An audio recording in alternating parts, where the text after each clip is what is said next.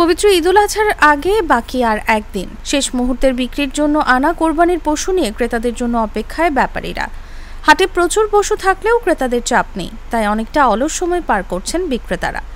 শনিবার রাজধানীর শনিরাখড়া হাট ঘুরে দেখা গেছে এমন চিত্র। ব্যাপারীদের আশা বিকেল নাগাদ ক্রেতাদের ভিড় বাড়বে। এদিকে দেশের বিভিন্ন প্রান্ত থেকে এখনও হাটে পশু নিয়ে আসছেন ব্যাপারীরা, ফলে হাটের পশু এখন বিভিন্ন অলিগলিতে ছড়িয়ে পড়েছে। হাট ঘুরে দেখা গেছে ব্যাপারীদের অধিকাংশই অলস সময় পার করছেন, কেউ কেউ ক্রেতা না পেয়ে ঘুমাচ্ছেন।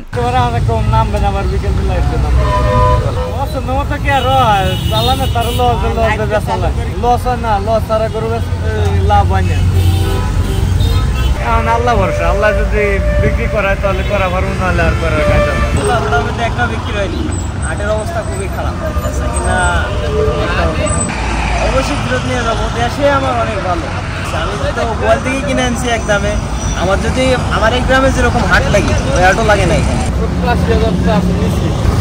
আমাদের নয়, আমাদের পড়ায় 1 লাখ 80, 2 লাখ, 2.5 লাখ। পশুর যত্ন নিয়ে সময় পার করছেন অনেক ব্যাপারী, কেউ আবার বেচা বিক্রির পরিস্থিতি নিয়ে পরিবারের সঙ্গে মোবাইলে কথা বলছে।